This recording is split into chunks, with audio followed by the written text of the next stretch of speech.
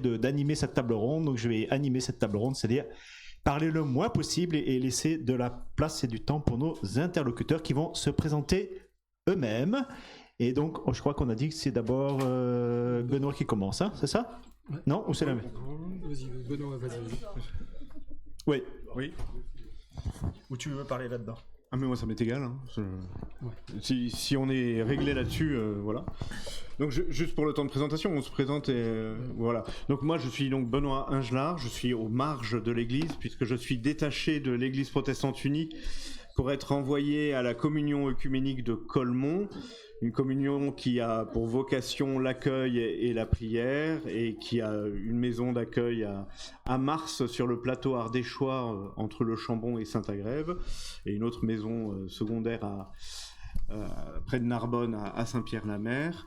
C'est une communion qui donc regroupe 250 familles de différentes couleurs chrétiennes. Voilà, j'y suis envoyé maintenant depuis une petite dizaine d'années. Après avoir été pasteur en paroisse, il y a fort longtemps en région Centre-Alpes-Rhône à Nevers-Moulins. Voilà. Merci. D'abord, toute ma joie d'être ici, présent pour cette journée Terre d'Espérance, Festival Terre d'Espérance, donc qui vraiment m'a ému par la qualité du programme de ce qui est proposé. Donc William Clapier, je me présente succinctement.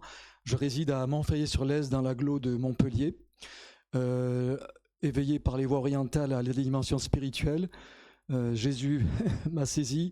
Ensuite, j'ai été religieux carme, prêtre pendant 23 ans. J'ai retrouvé l'état laïque en 2007. Un grave accident dont les séquelles sont assez visibles, donc m'a conduit à un licenciement professionnel pour inaptitude professionnelle. J'étais CPE dans un collège, il faut quand même pas mal bouger. Voilà, donc très très heureux finalement. Bon, après 3 ans en milieu médical, 13 opérations, etc. Donc un handicap qui m'a permis de basculer par rapport à ma spécialisation carmélitaine, Thérèse de Lisieux, etc. à écrire par rapport à Laudato Si. J'ai toujours été éco-sensible à collapsologie et pendant ce séjour en milieu médical, j'ai commencé à écrire des ouvrages autobiographiques, Quelle spiritualité pour le XXIe siècle, Effondrement ou révolution, un appel au sursaut spirituel, L'esprit ce grand oublié. Et donc je suis engagé dans diverses associations, Chrétiens unis pour la terre, le mouvement Laudato Si qui est un mouvement mondial, et aussi dans l'associatif laïque, culture et climat, nouveaux imaginaires, où on réseaute sur Montpellier, au niveau des élus, des responsables, pour créer sur Montpellier l'équivalent de l'Académie du climat à Paris, qui fait un super job, voilà, de créer des lieux passerelles. On a tellement on nécessite vraiment de créer des lieux où on mutualise toutes les expériences. Voilà, merci. Et voilà, et donc nous sommes réunis pour parler tous ensemble,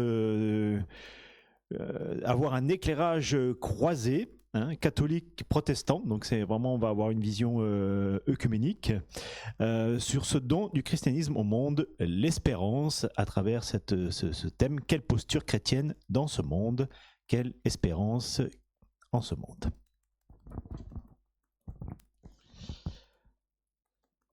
Alors sur cette notion de posture, si vous étiez là à la conférence avant, ben déjà on est assis.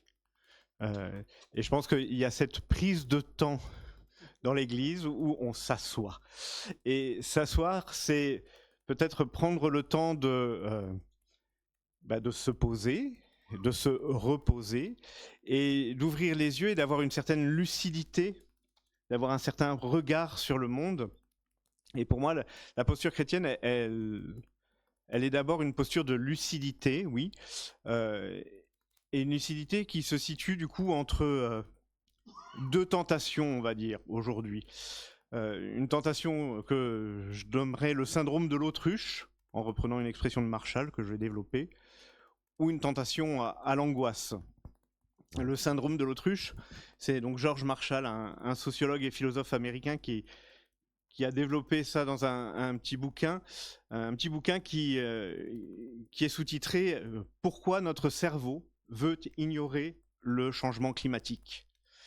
Et ce sociologue et philosophe analyse comment nous préférons ne pas savoir ce qui se passe.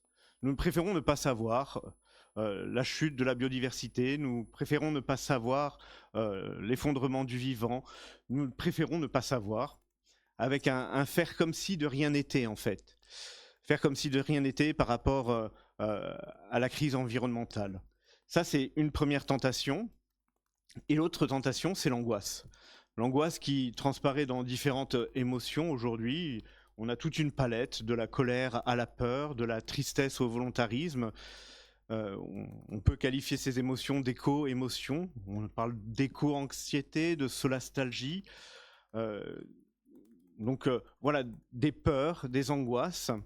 Et donc entre le syndrome de l'autruche, le faire comme si de rien n'était, et l'angoisse, il y a une position, je crois, à avoir de lucidité, où nous nous situons face aux données scientifiques qui disent un effondrement du vivant, car c'est une vérité. Et donc, pour autant, on est investi d'une parole qui nous invite à ne pas avoir peur, donc à ne pas sombrer dans l'angoisse. Une lucidité qui nous invite donc à faire face au monde d'aujourd'hui, à faire société avec des gens qui sont de plus en plus en question, et voire même en détresse dans le monde. Je pense par exemple aux jeunes, et avec cette étude qui avait été publiée dans The Lancet en 2021, qui interrogeait 10 000 jeunes de notre monde, 10 000 jeunes venant de 16 à 25 ans, venant de 10 pays différents, où 59% de ces jeunes se déclaraient très ou extrêmement inquiets des effets du changement climatique. Mais surtout, ces jeunes, 56% d'entre eux pensaient l'humanité condamnée sur 1 ou 2 générations. Donc il y avait 10 000 jeunes de 10 pays différents. En France, si on prenait les 1000 jeunes de l'échantillon français, on était à 48% des jeunes de 16 à 25 ans qui imaginaient l'humanité condamnée à hauteur de 1 ou 2 générations. Donc, on est face à une population, donc 2021, c'est des jeunes maintenant qui ont entre 20 et 30 ans. Notre monde, nous avons à faire société avec des gens qui ont peur de l'avenir, des gens qui pensent notre humanité condamnée. Et je crois que oui, la posture chrétienne commence d'abord par la lucidité. Et c'est dans ce monde que nous sommes invités à l'amour, car c'est quand même le sens du christianisme. Aimer de Dieu, nous sommes appelés à aimer notre prochain, nos sœurs, nos frères et frères humains et toutes les autres créatures jusqu'à la terre elle-même. Et c'est bien cet amour qui est Dieu lui-même, qui est force de toute résurrection de notre humanité, de toutes les autres créatures et de la terre elle-même. Nous avons à être témoins d'une parole d'amour. C'est ça le sens de l'évangile. C'est pour moi la proclamation de l'évangile. Mais la lucidité me pousse à dire que c'est la proclamation de l'évangile à un monde en deuil, une parole d'amour. Alors c'est absolument pas une parole magique. Il est clair que la parole d'amour n'est pas une formule magique qui éviterait la mort et le deuil. C'est pas une solution miracle non plus face à l'effondrement du vivant. Par contre, c'est une fondation, et une fondation à partir de laquelle je peux me projeter. Une fondation qui me stabilise, quelle que soit l'étape dans laquelle je me trouve, quels que soient les sentiments qui peuvent me venir. Aimer de Dieu, nous sommes appelés à aimer notre prochain. Et encore une fois, prochain de l'humain jusqu'à la terre elle-même. Et à partir de cette fondation dans l'amour, la posture chrétienne, à mon avis, lucide sur le monde, est indissociable de la reconnaissance de la place de Dieu. Et c'est aussi pour ça que j'aime bien être assis. Parce que être assis, c'est aussi se poser et se reposer dans la prière. Prier Dieu revient à se reconnaître en lien avec celui qui nous a placés au cœur de ce monde pour vivre de sa liberté. Et il me semble que chrétiennement, en matière écolo, éthique et spiritualité sont intimement liées. Ou du moins, c'est comme ça que moi je vis ma place de chrétien. Ce lien n'est pas récent, il s'inscrit dans une longue tradition. On est au cœur du monde en situation d'adorateur. Et puisqu'il faut faire briller l'étiquette protestante dans un débat œcuménique, m'a-t-on demandé, je rappellerai que Jean Calvin disait que la création est le théâtre de la gloire de Dieu. Le réformateur, par cette expression, faisait le lien entre la louange de la gloire de Dieu et le respect de la nature. La création est le théâtre de la gloire de Dieu.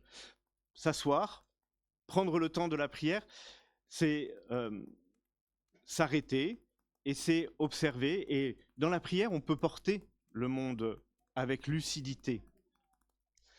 Et s'asseoir aussi, c'est aussi entrer dans une logique de permaculture. Là, j'emploierai une deuxième casquette que celle de passeur. Je suis formé à la permaculture. À Colmont, on a cette sensibilité-là. Mon formateur en permaculture disait qu'un vrai jardin de permacole, quel qu'il soit, quelle que soit sa taille, il faut y trouver une chaise. Parce que pour être jardinier en permaculture, il faut avoir observé. Et pour avoir observé, il faut avoir pris le temps.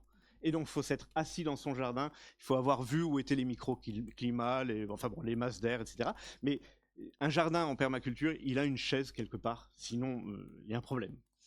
Donc, s'asseoir, cette posture assise, posture de la prière, c'est aussi cette posture d'observation, prendre le temps de comprendre les choses. Et en permaculture aussi, quand on envisage un projet, on pose des mots sur son rêve. Et c'est bien ça qu'on fait dans la prière. On pose des mots sur nos rêves, on dit ce que l'on souhaite pour le monde. Et donc la permaculture, ce n'est pas seulement une technique agricole, hein. Elle induit une technique agricole, mais c'est aussi une manière de penser sa vie plus globale. Et j'aime bien dans la permaculture le schéma de l'éthique en 3 points qui résume assez bien les choses. Prendre soin de l'humain, prendre soin de la terre, créer et partager l'abondance. C'est surprenant quand on étudie la permaculture de voir combien il y a de permaculteurs qui citent la Bible et combien dans les livres totalement laïques de techniques agricoles, on peut voir arriver subrepticement le passage du Deutéronome: j'ai mis devant toi la mort et la vie, la bénédiction et la malédiction, choisis la vie pour que tu vives toi et ta descendance dans le pays que je t'ai donné. Et ce chapitre 30 du Deutéronome, il arrive comme ça au milieu des techniques permacoles.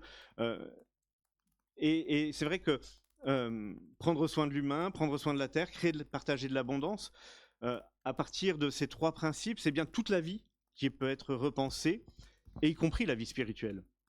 C'est l'ensemble de notre rapport au monde que l'on peut envisager.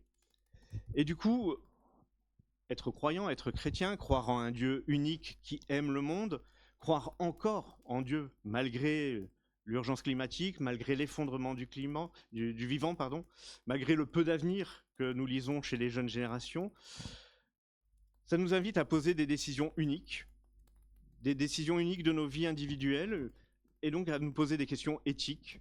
Et la permaculture nous permet, avec ces 3 axes, de simplifier les choses et de nous appeler à la responsabilité de choisir la vie en se fondant dans la foi en Dieu, en un Dieu qui a tant aimé le monde.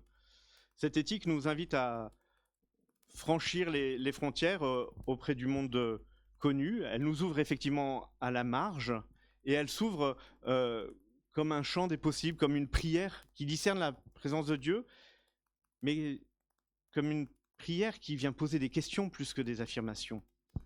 Dans mon comportement, dans nos comportements en communauté, en église, plus largement dans les lieux collectifs de nos vies, quand est-ce que je prends soin du monde, des autres? Quand est-ce que je suis source de partage? Ces questions-là, elles viennent un peu en écho à la question d'ouverture sur cette espérance que nous avons à porter. Puisque Dieu a tant aimé ce monde, il nous a donné un amour qui apporte la victoire de la vie sur la mort.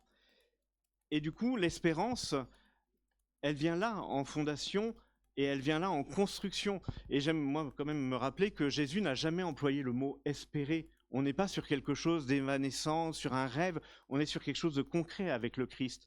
Quand il annonce l'évangile, il annonce un royaume, il annonce une construction dans le monde. Et du coup, comment en Église, on est acteur de quelque chose de réel, de palpable? Comment nous portons aujourd'hui la création dans l'espérance? C'est pas des idées, c'est pas de la théologie, c'est du concret. C'est comment on fait en sorte que nos églises sortent du déni si elles y sont, ou sortent de l'angoisse si elles y sont, pour annoncer la parole d'amour qui nous fonde. Et il me semble, c'est ce que nous essayons de vivre à Colmont, dans une posture qui est d'abord œcuménique, parce qu'il n'y a pas de limite à cette parole d'amour. Et du coup, cette posture nous invite à une très grande ouverture et à une parole en fait qui nous relève pour nous envoyer ensemble dans le monde. Donc voilà un peu, c'est bon, je refais, je renoue la boucle. 3 minutes. Donc je noue la boucle. Donc je vous disais, s'asseoir, prendre le temps de l'observation, prendre le temps de la prière, prendre le temps de formuler ses rêves, naviguer entre le faire comme si de rien n'était, ce syndrome de l'autruche et l'angoisse, la peur face à l'avenir de l'humain et face à l'avenir du monde. Formuler tout ça pour discerner là où l'amour est possible et où l'amour peut ressusciter la vie. Et je terminerai juste avec une parabole que j'ai appelée la parabole de la grenouille jaune, pour dire que tout n'est pas foutu. Quand on s'est installé, donc le Colemont a bougé son lieu d'accueil il y a 3 ans, 4 ans maintenant, peut-être même. Bon, voilà, il y a quelques années, on s'est installé dans un petit hameau qui s'appelle Hugon et on a rencontré nos voisins. Dans nos voisins, il y a André, un cultivateur, qui nous disait qu'avant, sur la colline d'Hugon, il y avait énormément de grenouilles et de grenouilles jaunes. Et adolescent, donc cet agriculteur à la retraite me racontait qu'il ramassait énormément de grenouilles et il les amenait, il remplissait ce qu'on appelle un bachat par chez nous, donc un abreuvoir entier de grenouilles pour que son oncle vienne chercher les grenouilles et vende les grenouilles au Puy-en-Velay. Et les grenouilles jaunes, il n'y en avait plus. Ça fait plusieurs années qu'il n'y en avait plus. Et donc nous, on est arrivés sur Hugon. Une des premières étapes quand on crée un potager en permaculture, c'est de mettre une mare. La mare, la première année, elle a été un nid à moustiques. La deuxième année, ça a été beaucoup mieux. On a eu des libellules qui ont mangé les moustiques. Donc voilà. Et la troisième année, on a eu 2-3 grenouilles et des crapauds. Et la quatrième année, donc ça oui, ça fait au moins 4 ans qu'on a le potager, on a eu une grenouille jaune qui est arrivée, on ne sait pas d'où. Cette grenouille jaune qui était une espèce en voie de disparition très clairement sur le hameau. Cette grenouille jaune, elle est de nouveau là, elle est dans nos salades, elle nous mange les limaces, on est très contents. Et notre voisin a revu cette grenouille qu'il n'avait pas vue depuis son adolescence. Donc oui, il y a un effondrement du vivant, oui, il y a quelque chose qui est en train de disparaître, mais tout n'est pas foutu. Et pour moi, la parabole de la grenouille jaune, c'est ça, c'est de dire que cette espérance, elle peut s'incarner avec un peu d'observation, un peu d'écoute. Et alors certes, on sortira sans doute pas indemne du changement climatique, et oui, il faut être robuste pour affronter ce qu'on va vivre, mais pour autant, il y a une espérance. Merci bien, parfait.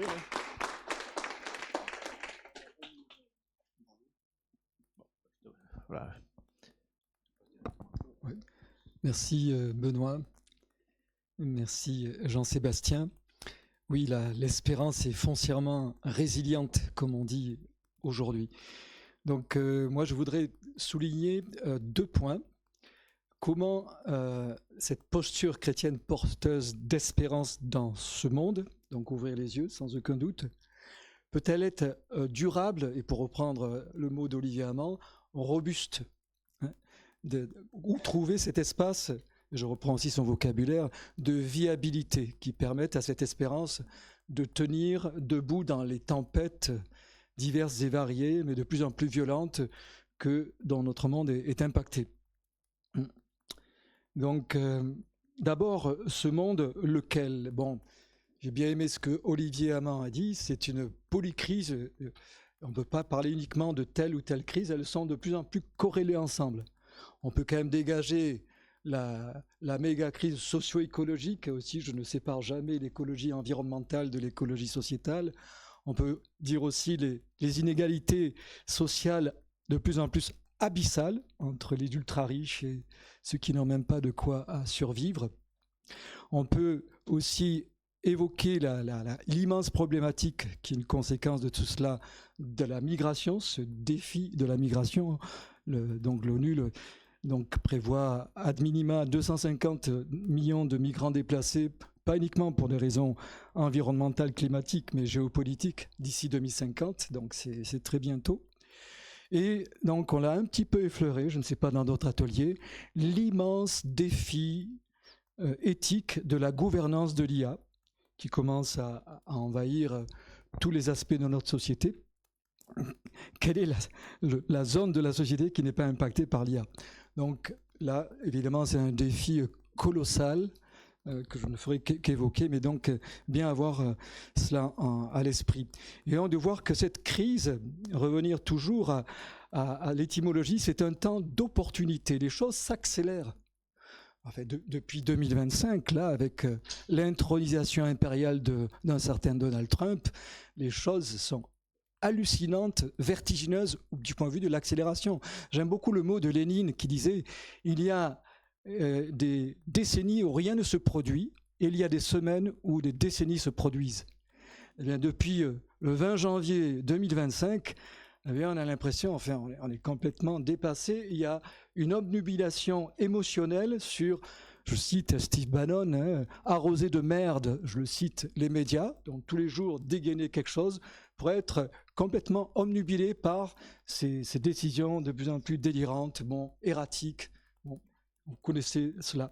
Donc la difficulté, c'est de faire passer la question de la crise biogéophysique au second plan, et on le voit avec les rétropédalages, etc. Donc on est amenés, nous, chrétiens, à manifester une posture d'espérance dans ce monde de plus en plus chaotique, dystopique. Alors comment rester stable, robuste? Eh bien, il y a une parabole, en préparant cette journée, cette table ronde, qui est bien venue à l'esprit, la parabole qui clôt le grand discours de Jésus sur la montagne, les chapitres 5, 6, et c'est au chapitre 7 qu'il est évoqué, et dans Luc 6 aussi. Donc, la maison construite sur le sable ou sur le roc. À la fin de son discours programmatique, je vous invite à le relire, c'est infini, insondable de contenu, eh bien, il dit là, c'est pas vous qui disiez Seigneur, Seigneur, c'est écouter et mettre en pratique.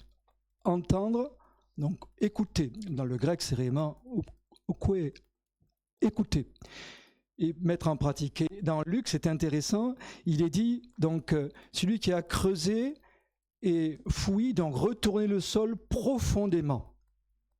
Donc, prendre le temps pour creuser profondément au fond de soi. Et alors, vous connaissez la parabole.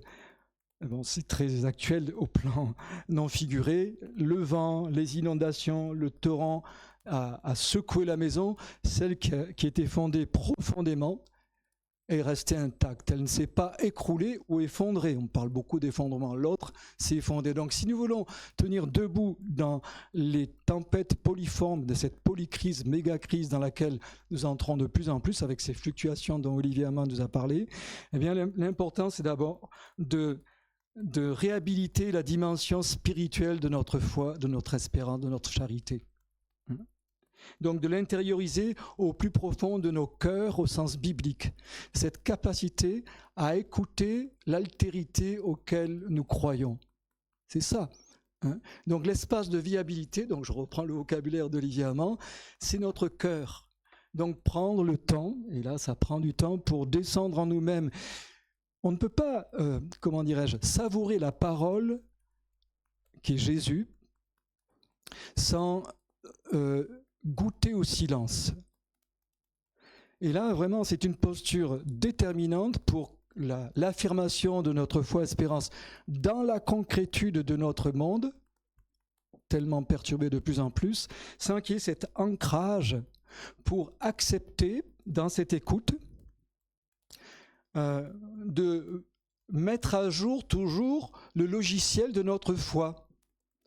Ne pas rester au référentiel d'il y a 30 ans ou 50 ans.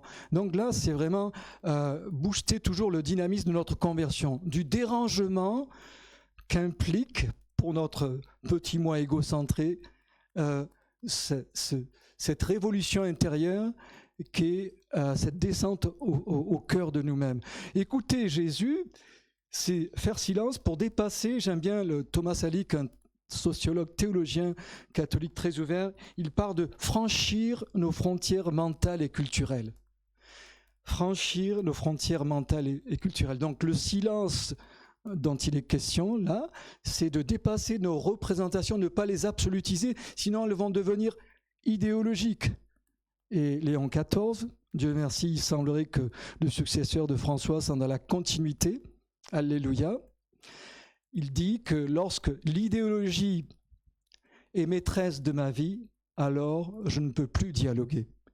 Donc s'engager, très bien, je suis ô combien engagé, mais toujours être autocritique sur les dérives d'enfermement que tout engagement militant peut. Et donc là, être cultivé cet espace intérieur. Hein, c'est ça qui va nous potentiellement nous dégager, parce que quand j'écoute au-delà de moi-même cette altérité, eh bien cette altérité, elle est présente en chacun d'entre nous.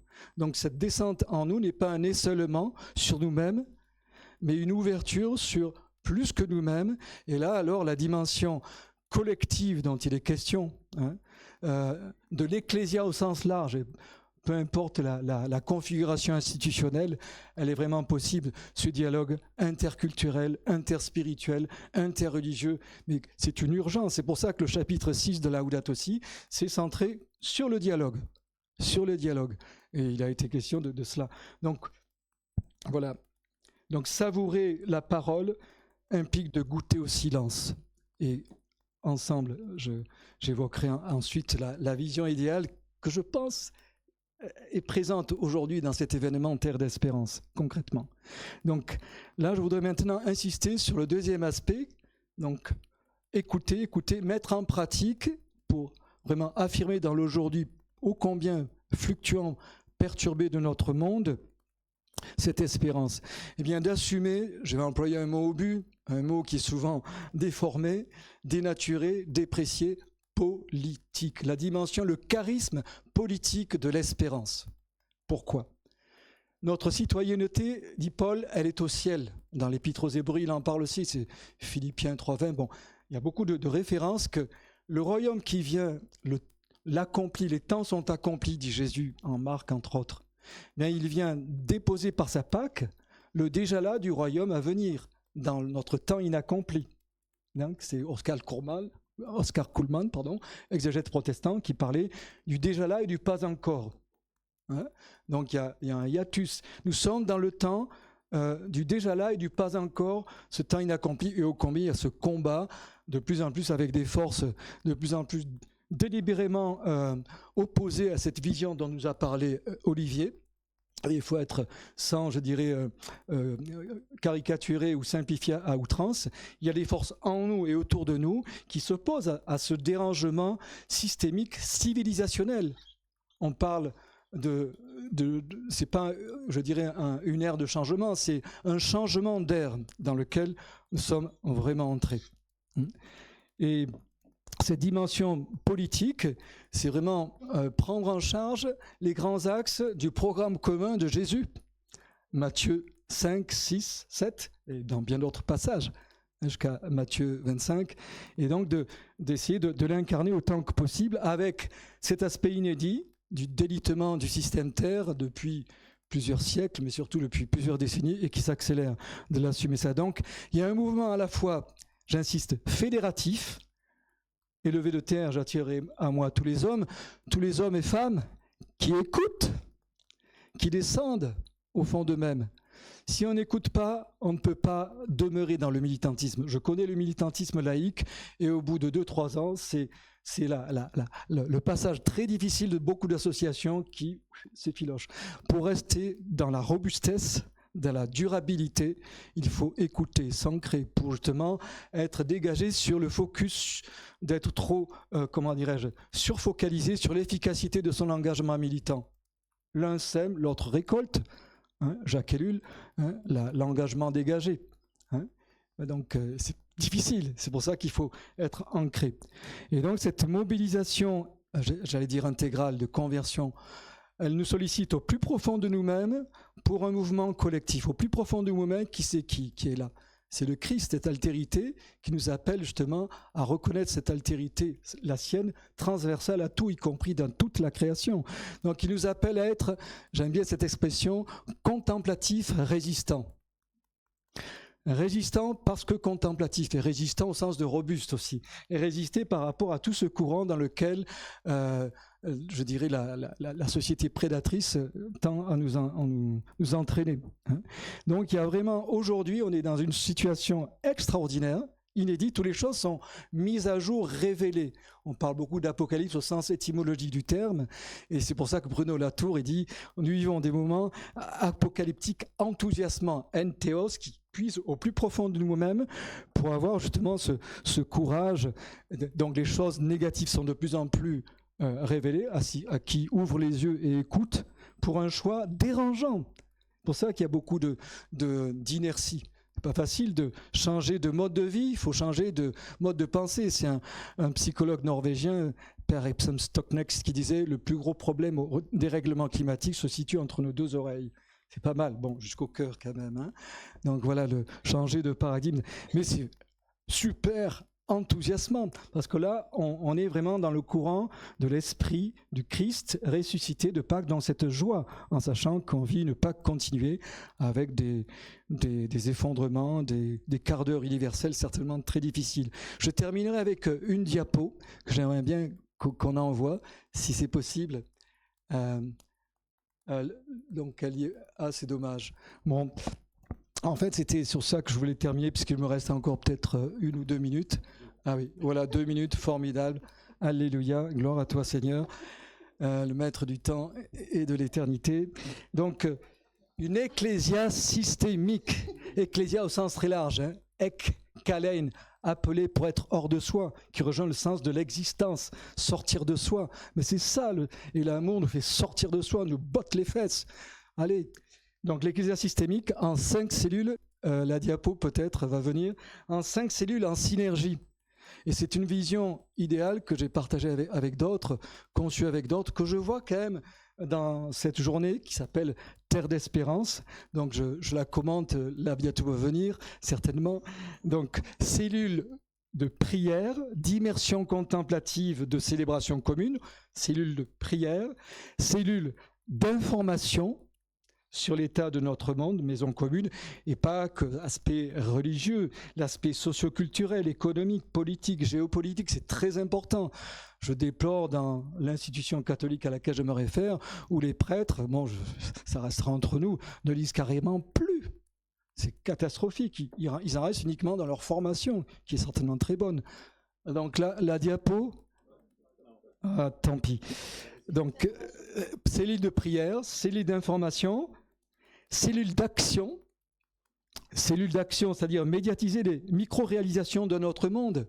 On en a parlé, hein, dans tout ce qui se fait dans les écolieux du Châtelard au campus pour le monde catholique, mais il y a beaucoup d'autres lieux dans le milieu protestant et autres, au-delà de la sphère chrétienne. Favoriser leur mutualisation, impulser de nouvelles initiatives, donc cellules de prière, d'information, d'action, cellules d'échange, débat, bilan, prospective, axées sur les nouveaux imaginaires émergents. Ça, c'est la 4e cellule, à travers ce qui se vit aujourd'hui, par exemple.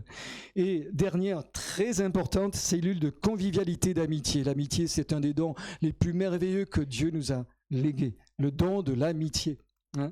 Célébrer, se réjouir ensemble avec un bon vin, ou pas, bio surtout, hein, dans l'espérance de notre foi, porté par les multiples vecteurs. Je suis très heureux aujourd'hui qu'il y a le conte, la danse, toutes les expressions artistiques. C'est capital. L'art, c'est une fenêtre qui est ouverte à l'au-delà, à la présence de l'intime. Voilà, donc, bon, tant pis, j'enverrai peut-être la diapo. Donc, cellules de prière, d'information, d'action, d'échange, de convivialité, amitié. Tout ça, c'est l'ecclésia que j'appelle systémique dans notre monde aujourd'hui, dans lequel donc chacun attend ses oasis pour justement être en symbiose et en interaction. Merci.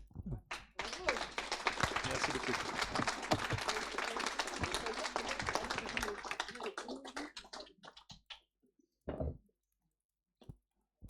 Voilà, merci à nos intervenants. Donc, ils ont été une ponctualité remarquable. Donc, ce qui nous laisse maintenant du temps pour d'éventuelles questions. Alors, voilà, s'il vous plaît, que ça soit des questions plutôt, et puis courtes, voilà, mais comment tout le monde puisse participer.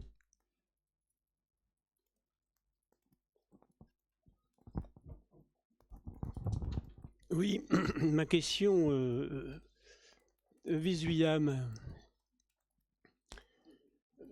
J'ai beaucoup apprécié votre intervention. Votre réflexion, elle est riche et respectueuse. J'apprécie beaucoup ça. Mais je pense à un vieux camarade que j'avais sur l'île qui me disait toujours « Gloire à Dieu et pieds sur terre ». Et de ce point de vue, je me dis, votre réflexion, comment pensez-vous la mettre en œuvre si vous étiez palestinien ?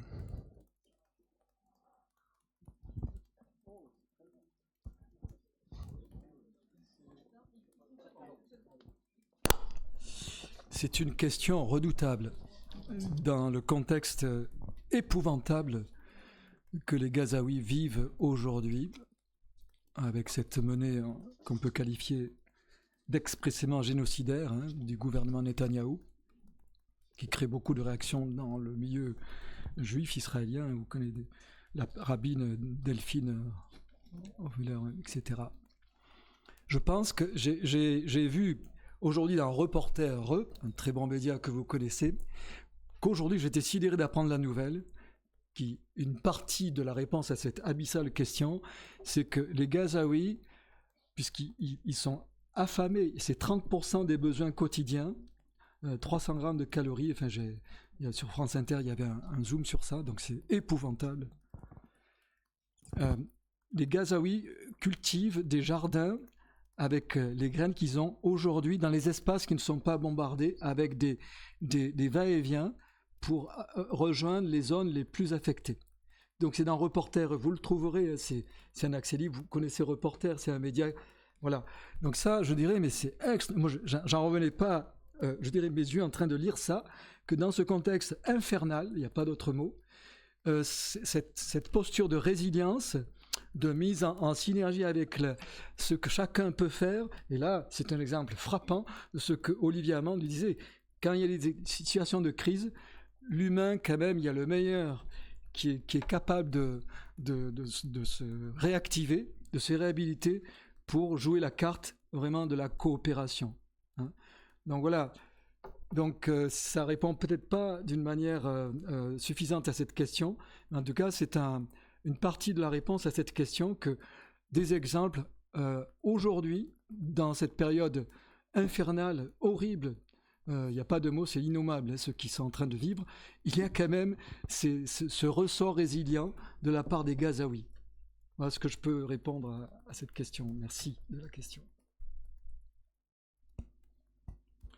Ça n'empêche pas que donc, heureusement, excusez-moi, de ce prolongement, que un peu tard, mais vraiment que chacun semble mettre le rideau sur ce qui s'appelle le 7 octobre, qui était horrible, monstrueux, il n'y a pas de mots aussi, mais que la réponse soit aussi horrible au 7 octobre, enfin, dans le monde juif, il y a une réaction en faisant un discernement entre les menées de Netanyahou, vraiment un crime de guerre, crime de l'humanité, et puis la seule voie, c'est que la reconnaissance de deux États. Et donc il y a un certain nombre de juifs, d'Israélites qui sont quand même peut-être pas suffisamment encore, mais ça commence à bouger depuis quelques dizaines de jours à peu près, en tout cas. Voilà. Merci.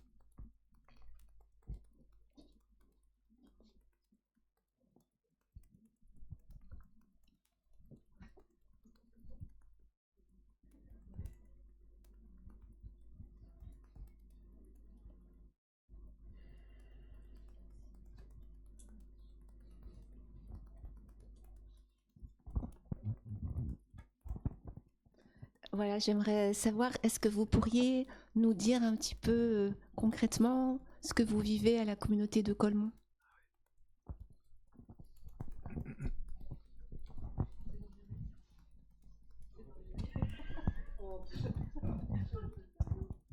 Alors, l'informatrice régionale me dit de vous répondre que c'est dans Réveil. Moi, je vais vous dire, c'est sur notre site internet surtout. Non. Alors, ce que nous vivons, donc nous sommes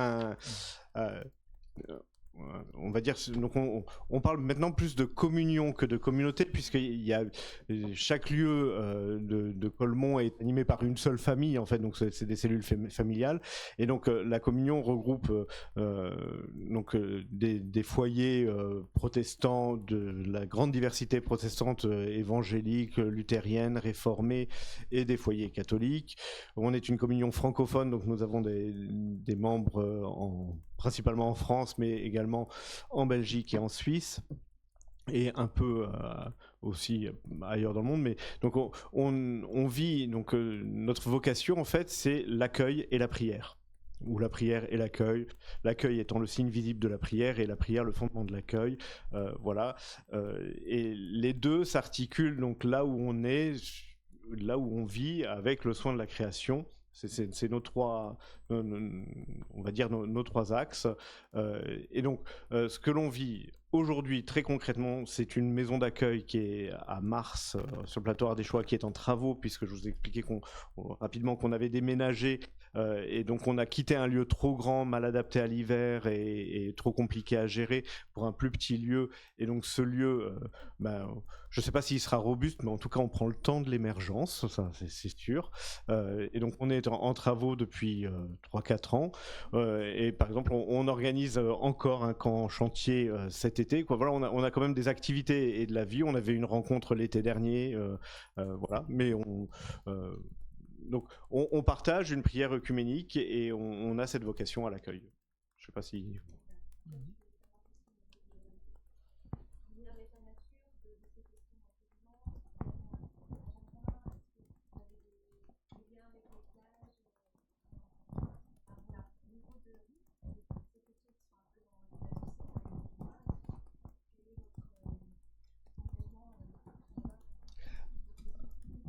Alors oui, on a un petit terrain, on a 4000 mètres carrés de terrain, on a potager, poulailler, voilà, petit élevage.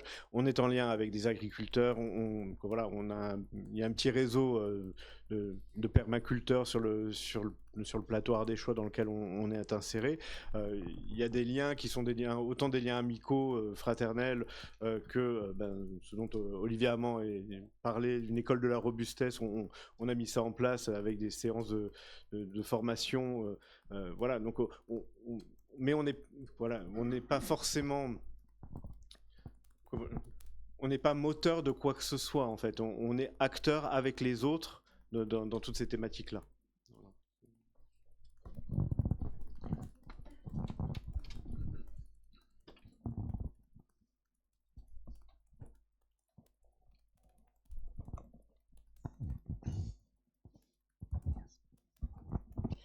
Moi, je me demandais, par rapport à la posture de lucidité dont tu parlais, Benoît, est-ce qu'il n'y a pas un enjeu pour les chrétiens de se positionner par rapport à des mythes auxquels on ne croit pas, et sur lesquels on ne veut pas...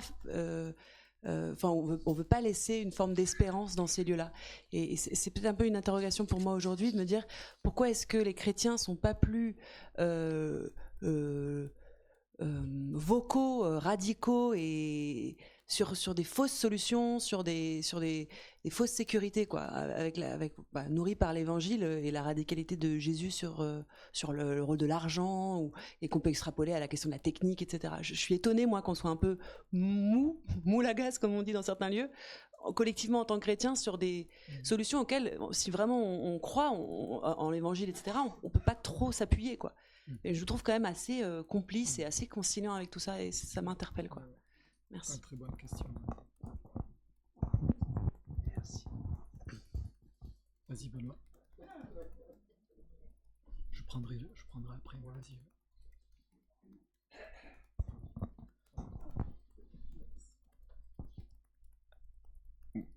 J'entends ce que tu dis, et effectivement, moi, ma difficulté aussi en tant qu'acteur, c'est d'acteur de terrain, ça va être de dire, faut pas rentrer dans le dogmatisme. Parce que la pensée chrétienne qui critique la technique, on l'a, Jacques Ellul, on l'a, on peut le lire, quoi, voilà. Donc, tout ça, c'est effectivement, on n'entend pas les églises, mais moi, ce qui m'interpelle plus, c'est qu'on les voit pas. à être actrices d'autre chose. Et parce que les entendre, on peut creuser, on peut trouver des théologiens effectivement qui sont pas forcément très audibles et pas médiatiques, mais on trouve des prises de parole qui vont dans ce sens-là, critique de l'argent, critique de la technique. Mais effectivement, je rebondirai en disant, mais non seulement on n'entend pas, mais on voit pas autre chose. Et nos églises sont souvent coincées sur la performance des bâtiments, sur la performance de nos finances, sur ce même culte qu'on voit dans la société et qu'on a du mal à faire autrement. Et pourtant, la gouvernance partagée, ça existe depuis énormément je pense à ça par exemple sur le choix et sur les modèles de fonctionnement. Ça existe depuis longtemps, des manières d'envisager les finances différemment que sur un bilan comptable, ça existe, quoi. Voilà, il y a des pistes, mais non seulement on ne nous entend pas, mais on ne nous voit pas là. Voilà. Et tu voulais réagir? Oui, merci. Oui, c'est une très bonne question qui est récurrente. Pourquoi les chrétiens, au sens très large, par-delà toutes les institutions, ne soient pas plus engagés, plus manifestement engagés par rapport à ce changement de paradigme civilisationnel, parce que quand on n'est pas hérétique, choisir une page de l'évangile qui me plaît, le reste, quand on a une vision globale, ça bouscule. Donc c'est pour ça que j'aime bien souligner l'aspect fédératif et disruptif de l'espérance, de la foi, de l'espérance. Donc de disruptif, ça veut dire, c'est un anglicisme qui veut dire déranger, perturbé. Mais quand on lit de près, quand on laisse résonner le signifié de l'évangile, c'est dérangeant, et tant mieux. Mais ça, justement, on se heurte à la même inertie qu'on voit dans la société, dans l'espace que je connais de la chrétienté. Donc je suis engagé dans les associations qui sont un peu le poil à gratter dans l'établissement catholique, Chrétiennie pour la Terre, mouvement Laudato Si' peut-être un peu moins, mais quand même... la difficulté, c'est de faire accepter aux chrétiennes les plus engagés dans la paroisse, parce que ceux qui viennent vraiment en communauté, ils sont moins nombreux, mais il y en a, ou les nouveaux baptisés, que Laudato Si', c'est un texte extraordinaire, j'espère que vous l'avez tout lu, parce que c'est au-delà de la confession catholique, il propose vraiment une actualisation de la conversion évangélique en assumant l'aujourd'hui de notre monde. Parce que l'intelligence de la foi doit être au service de la vie. Et si l'intelligence de la foi n'accepte pas d'être recontextualisée, réinterprétée pour être en phase avec ce que vit notre monde, on ne pourra pas bien écouter. On aura toujours quelque chose de faussé et de dépassé. Donc en fait, le défi, c'est cette pédagogie de la parole de Dieu, cette catéchèse aujourd'hui pour... voir qu'il y a beaucoup plus à recevoir de cette dynamique dérangeante que de rester dans un immobilisme et un christianisme uniquement confiné à l'intime et au cultuel. Enfin, j'ai rien contre la liturgie, tout au contraire, mais voilà, on ne peut pas, je dirais, rester là. C'est uniquement l'amorce et le ressourcement d'une mission qui assume, c'est le pape Pie XI qui disait la politique est une pure forme de la charité. Et donc être vraiment dans la cité, parce que cette cité, c'est les prémices, avec le bon grain toujours là, mais il est vrai aussi, du royaume qui vient, la cité du ciel. Donc on est tous membres de cette cité d'en haut, ici, pour l'incarner. Mais bon, la difficulté, je pense, c'est ne pas déranger sa vie, ne pas accepter d'être dérangé. Si on n'accepte pas accepter d'être dérangé, on ne peut pas vivre l'évangile. Impossible. Donc, bienheureux dérangement. Déménagement, peut-être. Merci.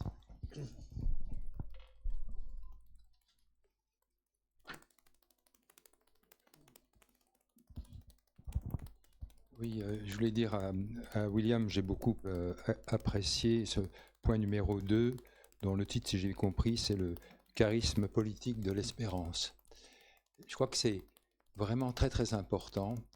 Parce qu'en fait, il y a une tendance dans les églises chrétiennes à se dire apolitique. Bon, et c'est toujours les mêmes passages qui sont cités, qui sont très limités, et on perd de vue que Jésus, Saint Paul et d'autres ont été exécutés parce que c'était des troubles politiques épouvantables. Donc si nous voulons suivre lit le chemin de Jésus, eh bien, on ne peut pas se permettre de rester dans ce petit confort. Et il y a une phrase de Jésus qui me frappe énormément. Celui qui veut venir après moi, qu'il renonce à lui-même. Et vous avez parlé de cet aspect pendant votre présentation, qu'il porte sa croix, mon Dieu, et qu'il me suive. Et je veux dire, quand je prie le Notre Père et que j'arrive à que ta volonté soit faite, je me dis, mais mon Dieu, qu'est-ce que c'est? Jusqu'où faut-il que j'aille? Voilà. Merci.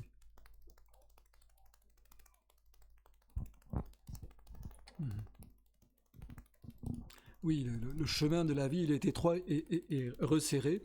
C'est juste avant la parabole de la maison fondée sur le roc ou le sable, resserré à notre ego qui ne veut pas être délogé. Mais acceptant d'être délogé, il y a une exode formidable. Soyons des migrants paraoikos, vous connaissez l'étymologie, c'est habiter à côté. Donc on n'est pas invité à se sédentariser. Le sédentarisme est la pire des déformations de la foi chrétienne.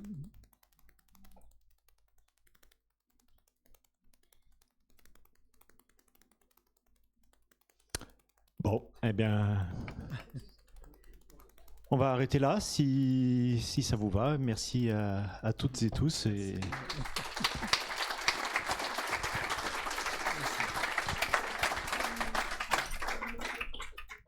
donc, on se retrouve pour le culte ici même, si j'ai bien compris.